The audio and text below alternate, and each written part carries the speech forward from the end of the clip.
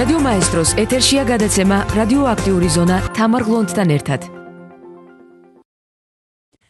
მოგესალმებით, უსმენთ რადიო მაესტროს ეთერშია გადაცემა რადიოაქტიური ზონა. სტუდიაში მუშაობს თამარ გლონდი. გადაცემის მეორე ნაწილში ვსაუბრობთ კვლევაზე, რომლის ავტორიცაა ინფორმაციის თავისუფლების განვითარების ინსტიტუტის საქმე ეხება საჯარო ინფორმაციაზე ხელმისაწვდომობის დონეს საქართველოში მოქმედ საჯარო უწყებებში. 2010-2015 წლების მონაცემებით ყველაზე ანგარიშვალდებულ საჯარო დაწესებულებად დასახელდნენ საქართველოს სახალხო დამცველის აპარატი და დმანისის მუნიციპალიტეტის გამგეობა. რაც შეეხება 2015 წელს, სპეციალური ჯილდოებით 2015 წელს საჯარო ინფორმაციის ხელმისაწვდომობის უზრუნველყოფისთვის დაჯილდოვდნენ რეგიონული განვითარების სამინისტრო, სპორტისა და ახალგაზრდობის სამინისტრო, ოკუპირებული ტერიტორიებიდან იძულებით გადაადგილებულთა განსახლებისა და ლტოლოთა სამინისტრო, აჭარის მთავრობის აპარატი და ყველა და სამინისტრო. პროექტების ფარგლებში საჯარო ინფორმაციის ხელმისაწვდომობის 100%-იანი მაჩვენებელი 57-მა საჯარო დაწესებულება მაჩვენა. კვლევასთან დაკავშირებით უფრო დეტალურად გადაცემაში ისაუბრებს ინფორმაციის თავისუფლების განვითარების ინსტიტუტის თავმჯდომარე ლევან ავალიშვილი. მოგესალმებით და მადლობა იმისთვის, რომ პასუხობთ ჩვენს შეკითხვებს. მოგესალმებით. ბატონო ლევან, რა მეთოდოლოგიით ჩატარდა კვლევა, რა პერიოდს მოიცავს ის და საინტერესოა სულ რამდენი ადმინისტრაციული ორგანო შეამოწმეთ? მოგახსენებთ, რომ ამ კვლევას ჩვენ 5 წლის განმავლობაში ვაწარმოებთ. მეთოდოლოგია, ვთქვათ, საჯარო არის, დიდი ხანი არის აპრობირებული. ვაგზავნით საჯარო ინფორმაციის მოთხოვნებს, როგორც სტანდარტული შინაარსის, ისე სპეციალურ მოთხოვნებს ყველა საჯარო დაწესებულებაში. და მე უკვე ვაფასებთ რეაქციას ადმინისტრაციული ორგანოებისა, როგორ გასცემენ აღნიშნულ ინფორმაციას მოთხოვნილს, იცავენ თუ არა კოდექსით გათვალისწინებულ ვადებს, სრულყოფილია თუ არა ეს მონაცემები და შემდგომ უკვე სპეციალური კოეფიციენტები ენიჭება ამ მიღებულ და დამუშავებულ ინფორმაციას და ამის მიხედვით დგება რეიტინგი. ბატონო ლევან, ჩვენ გაცილებით უფრო მაღლა ავწიეთ ინფორმაციის თავისუფლების სტანდარტები, როდესაც სახელმწიფო დაწესებულებებს დავაკისრეთ ახალი ვალდებულებები, რომ მათ პროაქტიულად გამოაქვეყნონ საჯარო ინფორმაცია. ეს განცხადება ეკუთვნის საქართველოს პრემიერს. როგორია შედეგები, თქვენ უკვე გარკვეული პერიოდის განმავლობაში აკვირდებით სიტუაციას. როგორია განვითარების დინამიკა ამ მიმართულებით?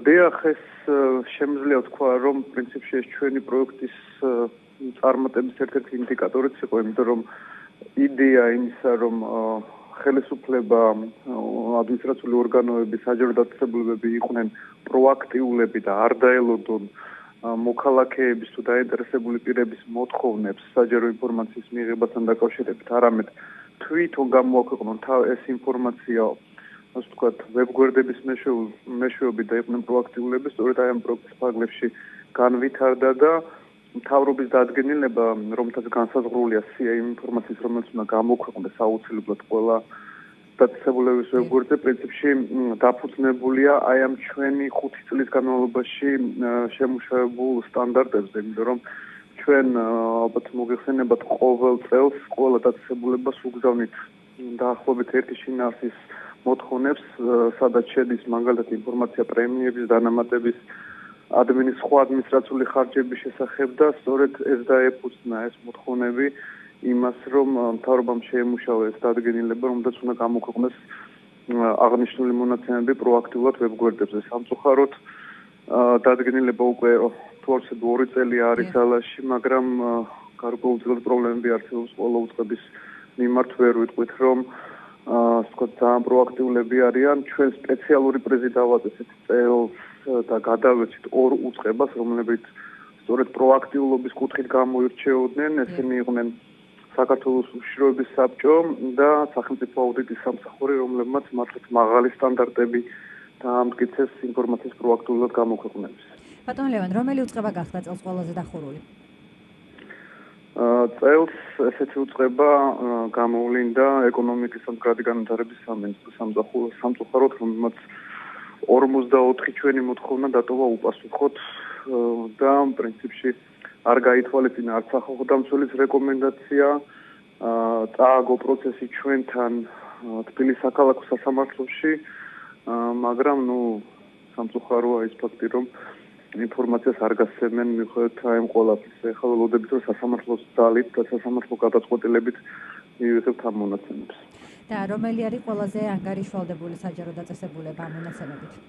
ანგარიშვალდებული საჯარო დაწესებულებები ძალიან ბევრი არის, პრინციპში მე შემიძლია გითხრათ, რომ წელს არის პირველი შემთხვევა 5 წლის განმავლობაში, როცა ჩვენ დავასახელეთ ამდენი უწყება, 57 უწყება იქნა დასახელებული, რომლებმაც აბსოლუტურად, ასე ვთქვათ, ყველა ჩვენი მოთხოვნა სრულად დააკმაყოფილეს და სრულყოფილი ინფორმაცია მოგვაწოდეს. აქ ძალიან ბევრი დიდი ჩამონათვალია, თქვენ ახსენეთ უკვე 4 სამინისტრო, შემიძლია ხაზგასმით აღვნიშნო აჭარის შემთხვევა, როცა აჭარის ყველა სამინისტრო და თვითონ მთავრობის აპარატმა სრულად დაიცვა ეს მოთხოვნები, არის ცენტრალური საარჩევნო კომისია, არის აუდიტის სამსახური და ძალიან ბევრი სხვა უწყება. პირველი შემთხვევა, როცა ამდენი დასახელდა, მაგალითად წინა პროექტების ფარგლებში გაცილებით ნაკლები იყო. ანუ თუ არ ვცდები, 286 ადმინისტრაციული ორგანო იყო, მათ შორის რომლებზეც თქვენ მოახდინეთ დაკვირვება. აი როგორია ტენდენცია? სად შენიშნება ვითარების გაუმჯობესება, სად გაუარესება? შარშან მაგალითად შინაგან საქმეთა სამინისტრო დაასახელეთ ყველაზე გაუმჭირვალე უწყებად. შეიცვალა თუ არა სიტუაცია? კი, ჩვენი ეს ხანგრძლივი მონიტორინგი სწორედ ამას ემსახურება, რაც უფრო ხანგრძლივია მონიტორინგი, მით უფრო ძლიერი არის სამოქალაქო საზოგადოების ბერკეტები და გადაწყვეტილების მიღების პროცესზე საშუალება. მაგალითად, მე შემიძლია გითხრათ, რომ სემეკი წლების განმავლობაში იყო ერთ-ერთი ყველაზე დახურული დაწესებულება საქართველოში. ჩვენ სასამართლო პროცესები გვქონდა მათ წინააღმდეგ, სახალხო დამცველი წერდა ანგარიშებს, დავასახელეთ კიდევაც მაგალითად 2013 წელს როგორც ყველაზე დახურული დაწესებულება, დღეს სემეკი ჩვენ დავაჯილდოვებთ აი ინფორმაციის გაცემის გაუმჯობესებისთვის. იგივე შემიძლია ვთქვა თავდაცვის სამინისტროზე, რომელიც წინა გასული მინისტრების დროს იყო ერთ-ერთი ყველაზე დახურული დაწესებულება და დღეს მონაცემები გაუმჯობესებული აქვს. რა თქმა უნდა, არის სხვადასხვა სპეციფიკა, სხვადასხვა უწყებებთან მიმართებით, მაგრამ მე შემიძლია გითხრათ, რომ რეალურად ეს მონიტორინგი მოქმედებს და ხშირად დაწესებულებები ცდილობენ რომ შეცვალონ საკუთარი პოლიტიკა და მიდგომები ანგარიშვალდებულებისა და ღია მმართველობისადმი და ასე ვთქვათ გააუმჯობესონ საკუთარი შედეგები. მე იმედი მაქვს, რომ ის უწყებები, რომლებიც წელს ჩვენ დავასახელეთ როგორც ყველაზე არაანგარიშვალდებული და დახურული დაწესებულებები, მომავალი პროექტის და მომავალი წლის განმავლობაში შეეცდებიან რომ გამოასწორონ ის ხარვეზები, რაც აქვთ, იმიტომ რომ პრინციპში კანონით აქვთ ვალდებულება ინფორმაციის გაცემის და როცა ამას არ აკეთებენ, მოდიან კონფლიქტში პირველ რიგში საქართველოს კანონმდებლობას. მერე უკვე ანგარიშვალდებულების სტანდარტებით. ბატონო ლევან, აი შეგიძლიათ თუ არა დაასახელოთ ისეთი უწყებები, სადაც ამ წლების განმავლობაში პირიქით, ანუ გაუარესდა სიტუაცია, როგორია დაკვირვების შედეგები? კი, შემიძლია ნამდვილად გითხრათ, იგივე ეკონომიკის სამინისტრო რო ავიღოთ, ეკონომიკის სამინისტრომ 2013 წელს ძალიან მაღალი, ვთქვათ, შედეგით გამოირჩეოდა, ეხლა ეს ყველაფერი გააუარესა. შემიძლია გითხრათ, მთავრობის ადმინისტრაცია, საქართველოს მთავრობის ადმინისტრაცია, რომელმაც შარშან ჩვენ, ანუ 2014 წელს დავაჯილდოვეთ ინფორმაციის გაცემის გაუმჯობესებისათვის და წელს ყველაზე დიდი რეგრესი განიცადა და 74% ქონდა გაუარესება მთავრობის ადმინისტრაციაში. შემიძლია დაგისახელოთ ასევე საქართველოს იუსტიციის სამინისტრო, რაც ასევე ჩვენთვის გასაკვირი იყო, რადგან მისმა რეგრესმა დაახლოებით 54% შეადგინა, ხოლო იუსტიციის ყველა სიგმა თითქმის უპასუხო დატოვა ყველა ჩვენი განცხადება და უპასუხო დატოვა მათ შორის ადმინისტრაციული საჩივრებიც კი, რაც იუსტიციის სამინისტროს სიპებისგან მართლაც გასაოცარი არის. ამიტომ ეს დინამიკა ხშირად სამწუხაროდ დამოკიდებული არის მაღალი თანამდებობის პირების კეთილნებაზე და მათ მიდგომებზე საჯაროებისა და ანგარიშვალდებულებისადმი.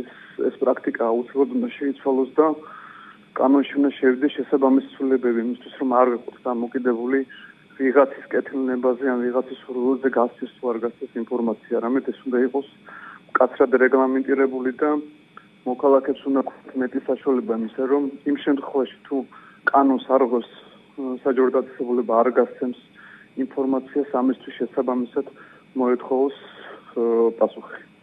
ბატონო ლევან, ბოლოს კვლევის შედეგების მიხედვით როგორი დასკვნის გაკეთება შეიძლება 2015 წელს დგას თუ არა გაუმჭრალობის პრობლემა საქართველოში?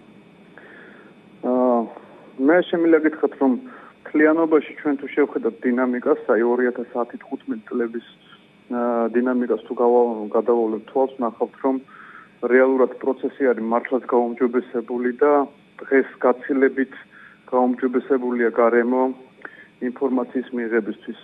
პრინციპში უმეტესობა დაწესებულებებიდან ჩვენ არ გვქონია პრობლემა და ინფორმაციას ვიღებდით ყოველგვარი დაბრკოლების გარეშე.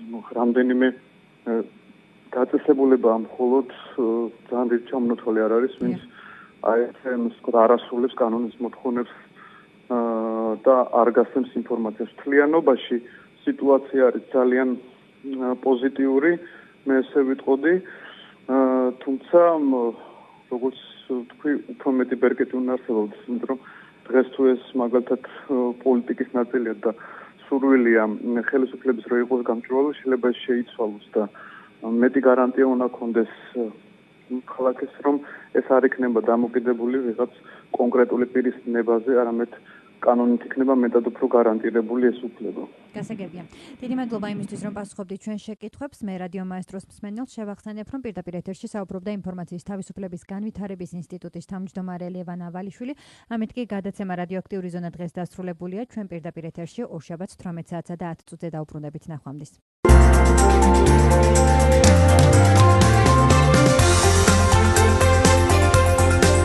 რადიო მაესტროს ეთერში იყო გადაცემა რადიოაქტიური ზონა. თამარ გლონცთან ერთად.